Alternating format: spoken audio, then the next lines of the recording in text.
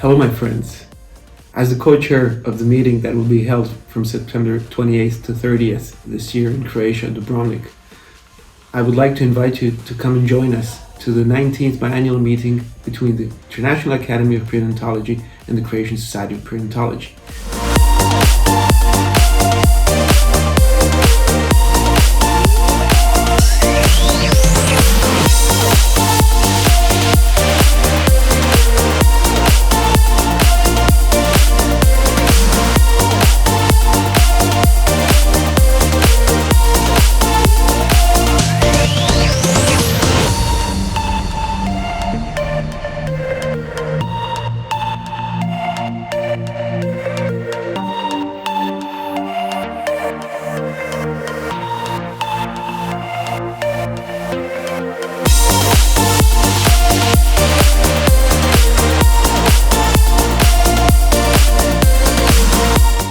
So I hope that we will see each other in Dubrovnik and it will be possible to welcome you there.